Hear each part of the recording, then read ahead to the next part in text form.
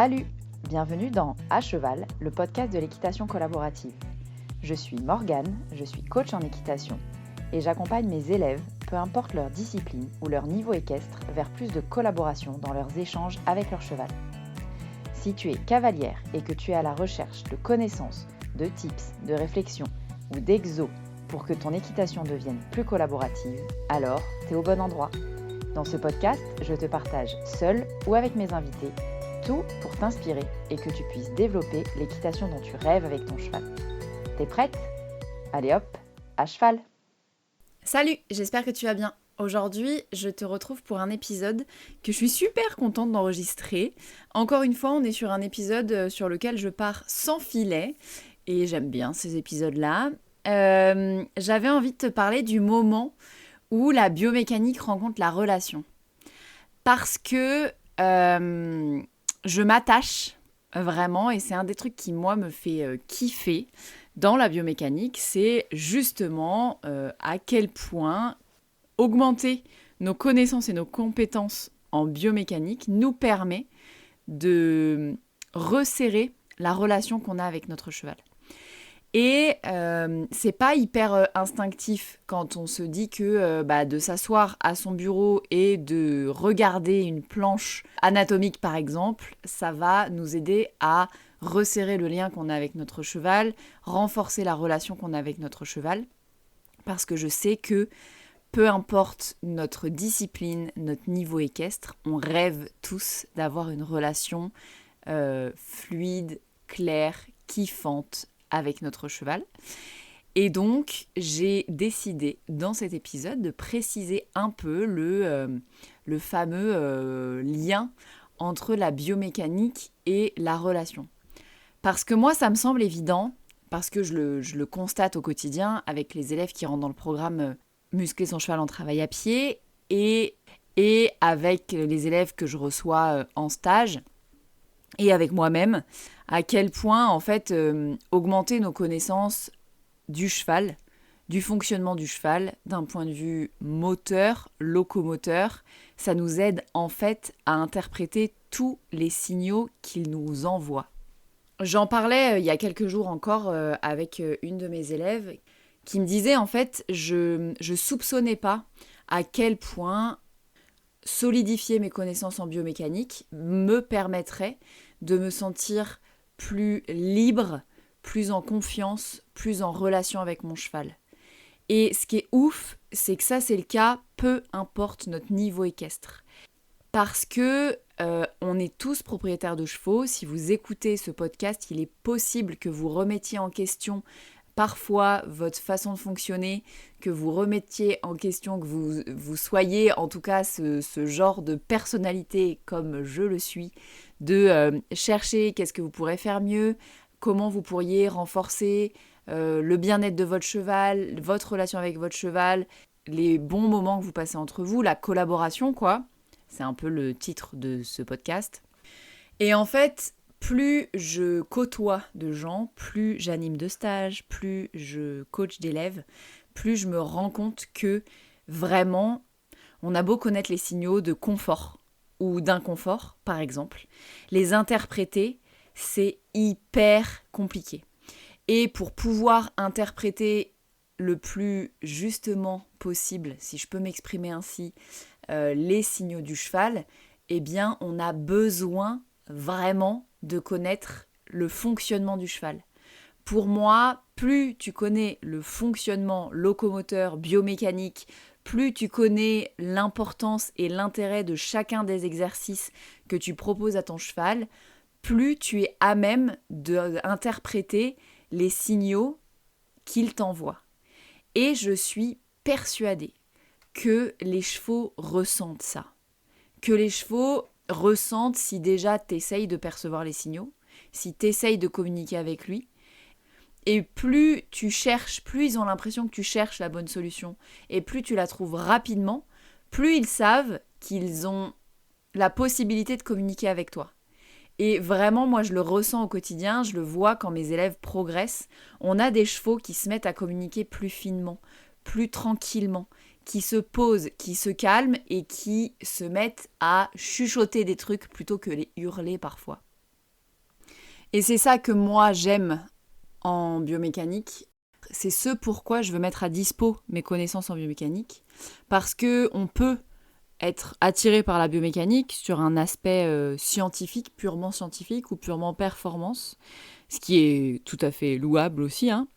Mais moi, ce que j'aime, c'est vraiment mettre mes connaissances biomécaniques au service du cheval, au service du bien-être du cheval, au service de la communication avec le cheval. Et évidemment que si jamais tu as un objectif de performance, eh ben, ça va améliorer ta performance. Et parfois, quand on a comme objectif unique la performance et qu'on occulte, qu'on oublie la partie relation avec le cheval, on peut avoir tendance à aller chercher, je dirais, frontalement l'inconfort du cheval.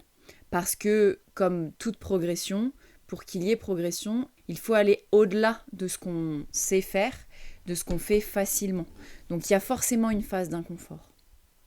Et quand on a cet objectif numéro 1 de la performance, en occultant la relation, d'après moi, on peut avoir tendance à aller un peu frontalement chercher ces zones d'inconfort. Dans l'objectif de progression toujours, pas dans l'objectif de faire mal au cheval pour faire mal au cheval, à mon avis personne ne fait ça, mais avec cet objectif de progression. Et moi, je ne suis pas capable, même si je sais que c'est un mal pour un bien, d'aller vraiment forcer le cheval et d'avoir des gros signaux d'inconfort, avoir des grosses phases de confrontation avec mon cheval pour lui amener coûte que coûte le déblocage d'un certain muscle, etc. Moi, je suis plus quelqu'un de la relation, de la douceur. J'aime que mon cheval, il comprenne qu'il peut me dire des trucs. Et du coup, j'aime mettre en contact toutes mes connaissances, à la fois sur comment fonctionne un cheval d'un point de vue cognitif, comment fonctionne un cheval d'un point de vue biomécanique, d'un point de vue anatomique, d'un point de vue physiologique, pour que, comme si je voulais que mon cheval comprenne que je sais, je comprends, je cherche une solution pour l'aider à dénouer ce petit blocage, etc. etc. Mais on peut pratiquer la biomécanique de différentes manières et parfois on a cette image de biomécanique performance et biomécanique parfois un peu brusque, je ne sais pas si je peux le dire comme ça. Et à la fois c'est mon podcast, donc je dis ce que je veux. Donc il y a vraiment ce truc de... chez moi en tout cas, j'ai envie de mettre la biomécanique au service de la relation. D'abord. Et évidemment que pour moi la performance est une conséquence de la relation et d'un travail pertinent d'un point de vue physique chez le cheval et en fonction de la discipline qu'on pratique. Donc évidemment que si jamais on ajoute de la biomécanique sur un entraînement qui est déjà là, on ajoute de la compréhension chez le cavalier, on ajoute de la finesse de la compréhension et d'interprétation des signaux du cheval chez le cavalier, évidemment que la relation va s'améliorer, évidemment que la performance va s'améliorer. D'ailleurs, c'est ce que je vois aussi. Moi, j'ai vraiment des chevaux et c'est ça qui est génial, c'est que parfois, j'ai des chevaux que je vois régulièrement en stage, tous les 2, 3, 4 mois. Et en fait, je vois à quel point le physique des chevaux s'améliore. Et moi, j'ai toujours ce truc de dire avec pas grand-chose et à la fois avec beaucoup de choses. Parce que la perception du cavalier, c'est à la fois pas grand-chose et à la fois tout. La perception du fonctionnement du cheval, la façon dont le cavalier regarde son cheval, interagit avec son cheval, propose des choses à son cheval, impose parfois des choses à son cheval, ça change tout parfois sur le physique du cheval. Parce que nous, les propriétaires de chevaux, les cavaliers, c'est nous qui travaillons nos chevaux. Et on peut avoir tendance à déléguer cette partie-là à nos coachs.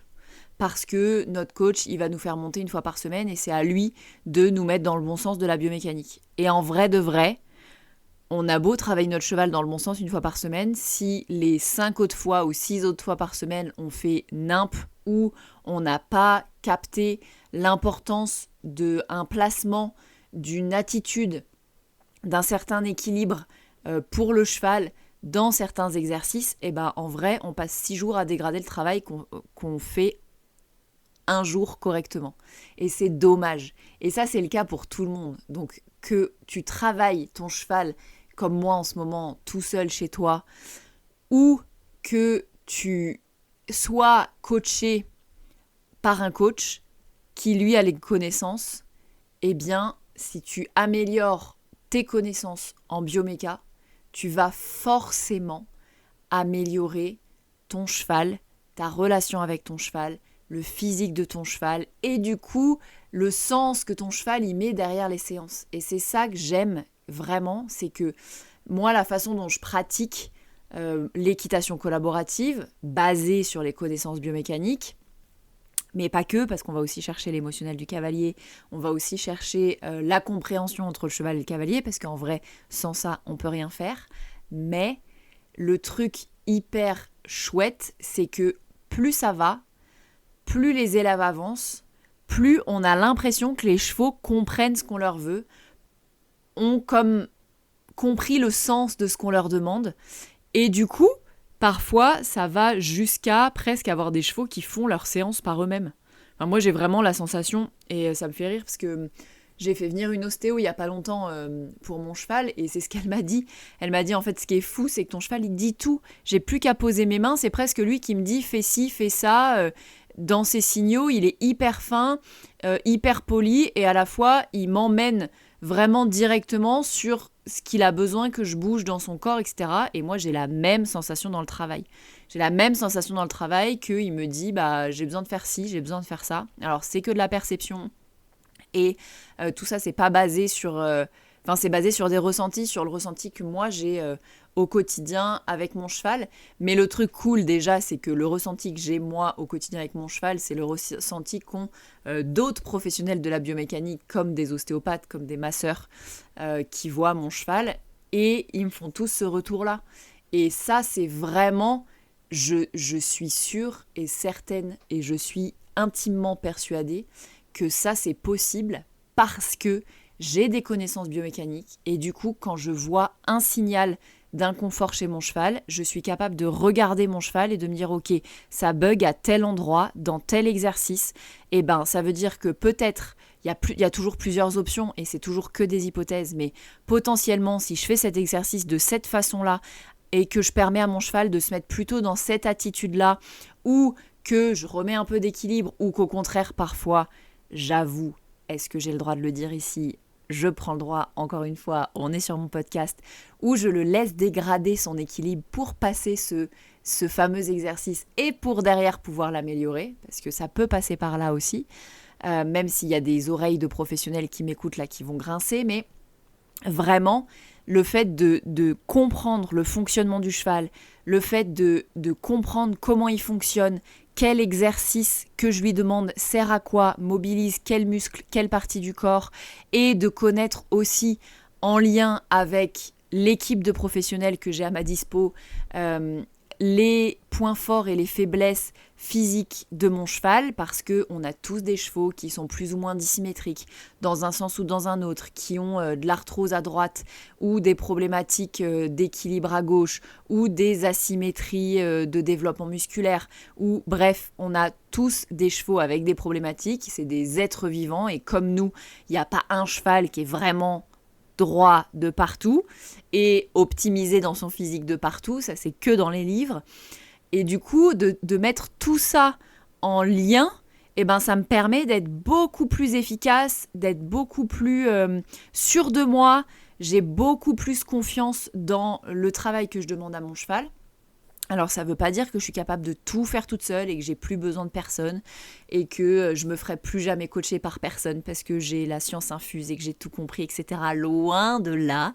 Justement, ça m'ouvre des portes supplémentaires, différentes. Je m'oriente vers des professionnels avec qui j'allais pas bosser avant. Des professionnels de qui l'approche m'intéresse mais je me sentais pas capable d'y aller avant. J'aime bien moi ces professionnels qui développent ce truc-là de la façon dont on lit le cheval, la façon dont on interagit avec le cheval, la façon dont on améliore le physique du cheval. Et ces professionnels, avant d'avoir les connaissances en biomécanique, clairement, je pouvais pas les atteindre, ou en tout cas, quand je me payais des stages pour aller avec ces professionnels-là, eh bien, j'étais bien très très vite limitée. Donc j'avais vraiment l'impression de capter 1% de ce qu'ils voulaient me transmettre. Maintenant, on a encore tous à progresser, c'est toujours pareil. Moi, je n'ai pas la science infuse et je connais pas tout et je suis pas experte dans tous les sujets du cheval, etc. Comme tout le monde, en fait, je crois que personne, même les vieux de la vieille qui sont depuis 50 ans avec les chevaux, ils apprennent encore, c'est ce qu'ils disent tous. Donc on apprend tous, on a tous à progresser. Je dis pas que j'ai la science infuse, je prends mon exemple là, pour vraiment vous illustrer la façon avec laquelle la biomécanique peut vous accompagner au quotidien dans le physique, dans l'amélioration physique de votre cheval, dans la performance, mais aussi dans la relation. Et ça, c'est vraiment le truc que j'ai envie de... Voilà, de toute façon, c'est le titre de l'épisode, mais j'ai vraiment envie que vous captiez ce truc de... on peut pas mettre de côté l'un ou l'autre. C'est pas... la biomécanique, c'est quelque chose de scientifique, et c'est des connaissances, et c'est de l'apprentissage pur. Et donc... ça, c'est à opposer avec la relation, pas du tout. La biomécanique, pour moi, c'est un outil à mettre au service de notre cheval, de notre relation, de la discipline qu'on pratique, de l'équitation qu'on veut pratiquer. Et l'équitation, c'est aussi un outil à mettre au service de la relation, principalement. C'est en tout cas comme ça que je le vois. Voilà. C'est globalement ce que j'avais envie de te transmettre sur cet épisode de podcast. Je suis partie comme ça un peu en vrille et un peu passionnément sur ce sujet très vaste qui est pour moi ma vision de l'équitation, de la biomécanique, de la relation, de tout ça.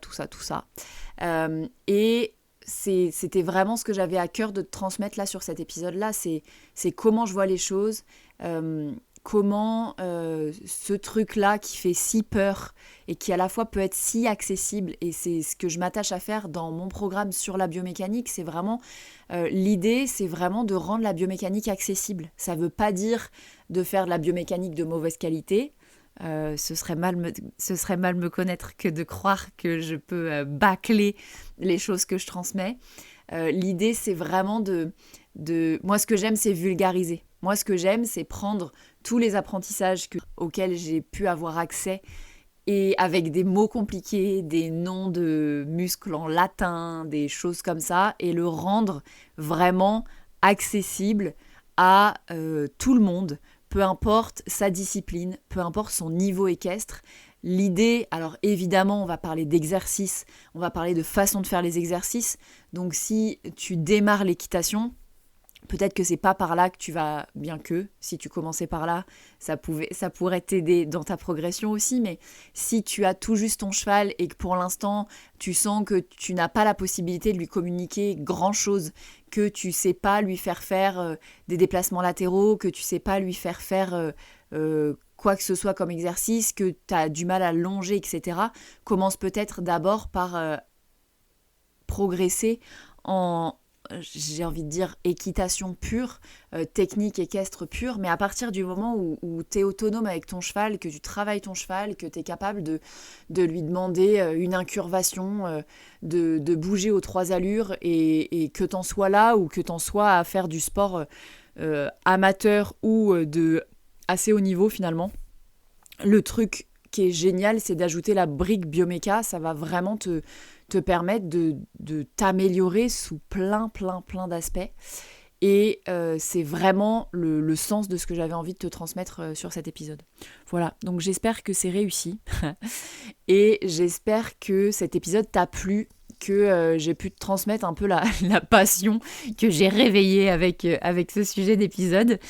Et j'avais envie de te dire en fin d'épisode là que je suis en train d'organiser un gros événement justement sur la biomécanique qui va avoir comme projet de t'embarquer dans l'expérience bioméca pour voir ce que toi ça peut t'apporter avec ton cheval, que tu sois cavalière de loisirs ou que tu sois cavalière de compétition, et peu importe ta discipline. L'idée, c'est vraiment de te partager quelques connaissances, des connaissances, et de t'embarquer dans l'aventure que j'aime faire vivre moi à mes élèves de mes programmes en ligne. L'idée, c'est vraiment de mettre en pratique les connaissances biomécaniques. Donc, tu as beau avoir lu des livres, peut-être que c'est ton cas, toi qui m'écoutes, peut-être que tu as déjà lu des livres sur la locomotion, sur la biomécanique, sur l'équilibre, sur l'équitation traditionnelle, sur tous ces de grands écuyers, etc. C'est génial. C'est génial parce que ça va te donner aussi une base pour venir vivre l'expérience, tu vois, du transfert des connaissances au terrain, à ce qui se passe avec nos chevaux, nous qui voulons améliorer aussi la relation de notre cheval et pas que en faire des œuvres d'art. Est-ce que je peux me permettre de parler comme ça? Je sais pas, mais encore une fois, je prends le droit, je suis chez moi. Mais vraiment l'idée c'est d'améliorer ces moments qu'on passe ensemble et le sens qu'on met dans l'équitation, que le cheval met dans l'équitation aussi. Bref, l'idée de cet événement, c'est de t'embarquer là-dedans et de te permettre de te faire vivre en partie, parce que ça va être un événement gratuit pendant quelques jours. Et le programme, c'est un programme sur 1 an. Donc ça va être difficile de t'embarquer pour la même chose que je fais en 1 an en seulement 3 jours. Mais l'idée, c'est vraiment de te permettre de mettre le doigt dans l'engrenage, pourquoi pas, de l'expérience biomécanique et de voir ce que la bioméca peut vraiment t'apporter à toi, à ton couple, cavalier-cheval, et à ton équitation. Donc, si jamais ça te dit de participer avec moi, reste à l'affût, va me suivre sur les réseaux, tu as les liens en description de cet épisode de podcast, parce que au moment où sort cet épisode, on est donc début mai et les inscriptions pour cet événement gratuit vont commencer. Donc pour te tenir au courant, cet événement il aura lieu fin mai. Si tu écoutes cet épisode après, il y aura sûrement d'autres événements que je proposerai, donc va me suivre sur les réseaux sociaux, je te donnerai toutes les infos là-dessus. Mais voilà, l'idée de cet épisode de podcast, c'était de faire le lien entre la biomécanique et la relation. J'espère que ça a du sens pour toi et que le pont s'est fait entre tes idées. Et puis voilà, merci à toi qui m'a écouté jusque-là. J'espère que ça t'a plu. Si tu es encore là, je pense que ça t'a plu. Et si tu as aimé cet épisode et que tu aimes le podcast, ça m'aiderait beaucoup que tu ailles mettre 5 étoiles et ou un commentaire sur la plateforme d'écoute que tu utilises. Et n'hésite pas à t'abonner si tu veux être mise au courant des prochaines sorties d'épisodes. Quant à moi, je te laisse ici et je te dis à la semaine prochaine pour un nouvel épisode de À Cheval, le podcast de l'équitation collaborative. À plus!